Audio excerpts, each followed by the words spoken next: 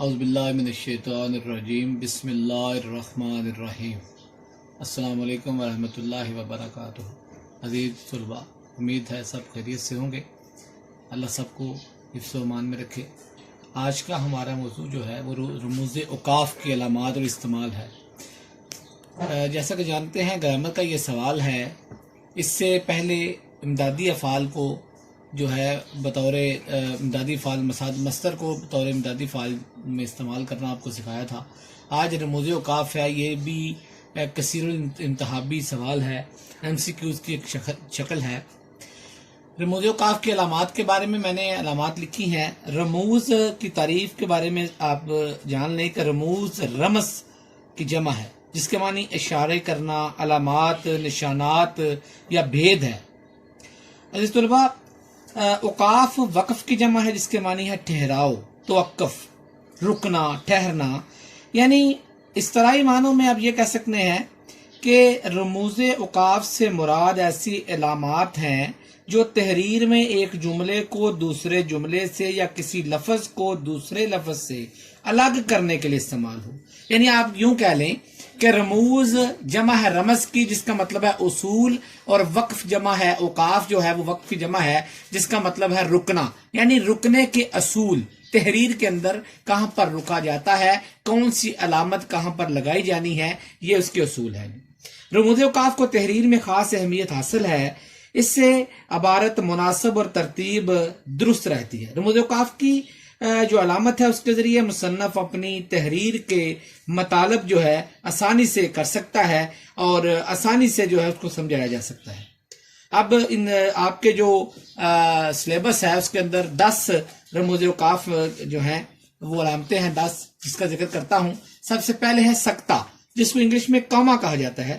سکتہ کی علامت کو وقف خفیف، مختصر رکنا، مختصر ترین ٹھہراؤ، یہ مختلف ناموں کے درمیان فرق کرنے کے لیے استعمال ہوتا ہے۔ مثلا علی، اکرم، افضل اور مجید کو کھانا دے دو، کیونکہ علی اور اکرم اور افضل تینوں کے درمیان میں ہم نے صرف جو ہے وہ سکتہ استعمال کیا ہے، کاما استعمال کیا ہے، جبکہ آخری جو لفظ ہے اس سے پہلے اور استعمال کرتے ہیں۔ تو اس کی اور بھی مثال دیکھ لیں، عمیر، شعیب اور احمد دوست ہیں، پنجاب، پھر سکتہ، سندھ، سکتہ، سرحد اور بلوچستان پاکستان کے صوبے ہیں۔ اس کے بعد عزیز طلباء، وقفہ۔ وقفہ جو ہے اس کو انگلش میں آپ سیمی کولن بھی کہا جاتا ہے۔ نصف ٹھہراؤ، مختصر ٹھہراؤ۔ جب سکتے سے زیادہ ٹھہراؤ کی ضرورت ہو تو وقفے کی علامت کو استعمال کیا جاتا ہے۔ یہ علامت عام طور پر استعمال ہوتی ہے چھوٹے فقرات کو آپس میں ملا کر بڑا فقرہ بنانا۔ جیسا میں نے مثال کے طور پر لکھا ہے کہ دودھ ایک مکمل غذا ہے، اس کے بعد وقفہ لگے گا، یہ طاقت دیتا ہے اور فائدہ مند ہے۔ یعنی دودھ مکمل غذا ہے اور طاقت دیتا ہے، دو مختصر جو فقرات ہیں ان کے درمیان میں ہم نے وقفہ لگایا ہے۔ یاد رکھیں، اس کو اس طرح بھی لکھ سکتے ہیں، لاہور پنجاب کا، پھر وقفہ لگے گا، کراچی سندھ کا، ادھر بھی وقفہ لگے گا، بلوچستان کا اور پشاور سرحد کا دارالحکومت ہے۔ اس کے بعد عزیز طلباء، رابطہ، جس کو انگلش میں کولن کہا جاتا ہے، کولن رابطہ کی علامت، اس کا مطلب ہے وقف لازم، ٹھہراؤ۔ رابطہ کی علامت وہاں استعمال ہوتی ہے جب عبارت میں وقفے سے زیادہ ٹھہراؤ ظاہر کرنا مقصود ہو، کسی کا قول نقل کرنے اور سابقہ جملے کی وضاحت کے لیے رابطہ کی علامت لگائی جاتی ہے۔ جملوں کے الگ الگ حصوں میں رابطہ استعمال، فرض کریں آپ نے مکالمہ لکھتے ہیں تو اسلم نام لکھنے کے بعد آپ استعمال کرتے ہیں رابطہ کولن، اور اس کے یہ 2 نقطے ہیں، اس کے بعد السلام علیکم، یہ اس کی علامات ہیں۔ اسی طرح سچ ہے کو بات سمجھانے کے لیے، سچ ہے کسی کہانی کے آخر میں نتیجہ لکھتے ہیں تو پھر یہ رابطہ استعمال ہوتا ہے۔ اتفاق میں برکت ہے، فرمان نبوی صلی اللہ علیہ وسلم ہے، پھر یہ رابطہ کا لفظ جو رابطہ کی علامت استعمال ہوگی، نماز مومن کی معراج ہے، کسی عقل مند کا قول ہے، پھر آپ کو پتا رابطہ لگے گا، آج کا کام کل پر نہ ڈالو۔ تو اس کے بعد بات جو ہے وہ ہے تفصیلیہ، جیسے کہ اس کے نام سے ظاہر ہے، انگلش میں اس کو کولن اینڈ ڈیش کہا جاتا ہے۔ عبارت میں کسی بات کی تفصیلات بتانے سے پہلے جو علامت استعمال کی جاتی ہے اسے تفصیلیہ کہتے ہیں۔ اس سے پہلے آپ کو بتاتے ہیں جو تفصیلیہ ہے ایک جملے کی تفسیر بیان کرنے کے لیے مثال کے طور پر پاکستان کے صوبے حسب ذیل ہیں پنجاب کاما، سندھ کاما، خیبر پختونخوا اور بلوچستان. تو اب آپ جانتے ہیں کہ ادھر پاکستان کے صوبے حسب ذیل ہیں کہ آگے یہ علامت لگائی. پاکستان کے میں نے لکھا اہم اجناس، اس کے بعد تفصیلیہ کی علامت لگی ہے گندم، کپاس اور چاول وغیرہ. پانچواں ختمہ، جیسے نام سے جانا جاتا ہے ختمہ، جس طرح انگلش میں فل سٹاپ ہوتا ہے اردو میں ختمہ. یہ انگلش میں جب کوئی فقرہ مکمل ہوتا ہے تو اس کے آگے ایک نقطہ لگایا جاتا ہے، جس کا مطلب ہے کہ ہمارا فقرہ جملہ مکمل ہو چکا ہے. ختمہ کے اندر یہ ڈیش لگتی ہے جس کو وقف مطلق کہتے ہیں، مکمل ٹھہراؤ جس کو کہتے ہیں، اور اس کو جملہ کے اختتام پر لگایا جاتا ہے تاکہ بات کرنے والا اپنی بات کو ختم کر لے، اپنا جملہ مکمل کر لے، تو اس کو ختمہ کہا جاتا ہے. یہ بھرپور ٹھہراؤ ہوتا ہے جو کسی جملے کے ختم ہونے پر لگایا جاتا ہے. جملے کے اختتام اور انگریزی کے آپ یہ کہہ لیں مخففات کو، جس کو ایبریویشن کہا جاتا ہے انگلش میں، یہ علامت وہاں بھی استعمال ہوتی ہے. مطلب پہلے دیکھیں اس کا، میں نے کام مکمل کر لیا، اس نے سبق ختم کر لیا، وہ کھانا کھا چکا ہے، ان سب فقرات کے آخر میں ختمہ لگے گا. جبکہ M A, B A, F A اس طرح جو ہوتے ہیں ان کے درمیان میں جو علامت ہے وہ بھی ختمہ لگتی ہے. اس کو مخفف حروف کہا جاتا ہے جس کو انگلش میں ایبریویشن کہتے ہیں.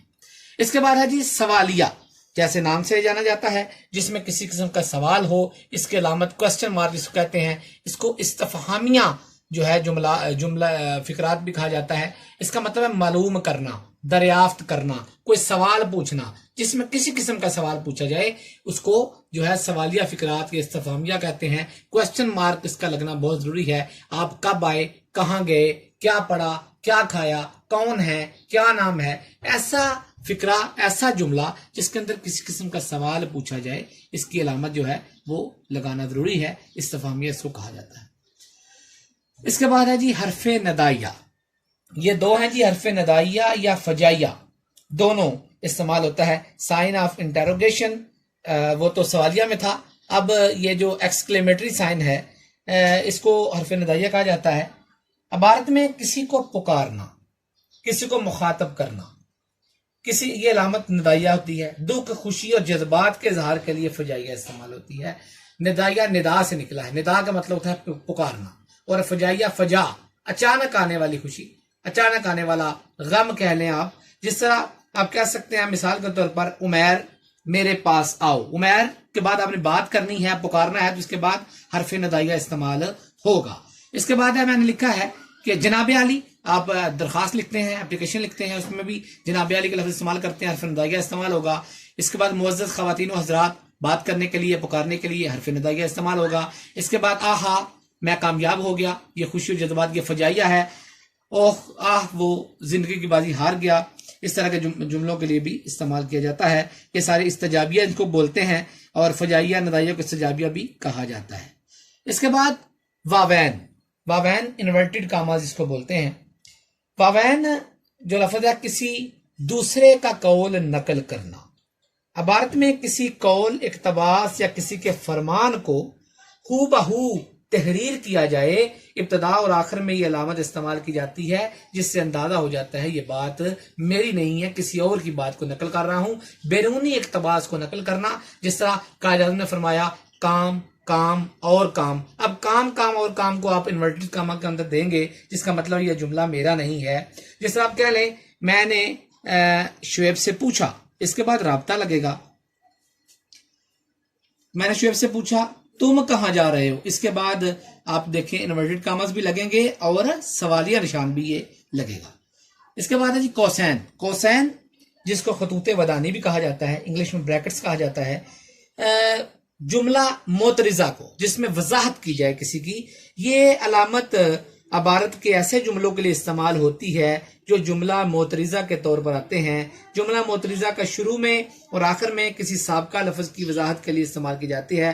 کوسین کی علامت جو ہے وہ بریکٹ کی شکل میں لکھی ہوئی ہے.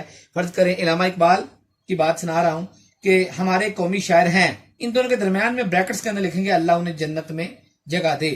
عزیز طلبہ، یہ بتا رہا تھا جس طرح کہ آپ کا بیٹا بہت لائق ہے، آپ کا بیٹا کے بعد جاوید کو بریکٹ کے اندر لکھ دیا، خطوط ودانی کے اندر کوسین جو ہے، جس طرح میں نے پہلے بتایا کہ یہ جملہ میں اضافی وضاحت کے لیے جو جملہ معترضہ کو اس کی وضاحت کرنے کے لیے پیش کیا جاتا ہے۔ تو اس کے بعد آخری ہے ہمارا وہ ہے خط۔ تو خط کے حوالے سے ایک لائن ہوتی ہے، خط کی علامت بھی قوسین ہی کی طرح استعمال ہوتی ہے۔ جملہ معترضہ کے آغاز اور اختتام پر کسی لفظ کی تشریح کے لیے جو الفاظ کے شروع یا آخر میں یہ علامت جو ہے یہ زیادہ استعمال کی جاتی ہے۔ جملہ میں اضافی وضاحت کے لیے یہ استعمال کرتے ہیں۔ مثلا اس کی مثال نہیں لکھی میں نے، جگہ نہیں تھی، کہ آپ اس کی علامت ہے آپ کا بیٹا، پھر لائن لگائیں گے خط، شعیب خط لگائیں گے بہت لائق ہے۔ اس طرح اردو پاکستان کے چاروں صوبوں، پھر لائن لگائیں گے خط، پنجاب سے خیبر پختونخوا، بلوچستان، پھر لائن لگائیں گے خط کی بولی جاتی ہے۔ تو مطلب اس کا یہ ہے کہ جملہ معترضہ کے آغاز اور اختتام پر کسی لفظ کی تشریح کے لیے لائے گئے الفاظ کے شروع اور آخر میں اس علامت کو استعمال کیا جاتا ہے۔ تو امید ہے آپ کو سمجھ آ گئی ہوگی۔ اللہ میرا اور آپ کا، ہم سب کا حامی و ناصر ہو۔ السلام علیکم ورحمۃ اللہ وبرکاتہ۔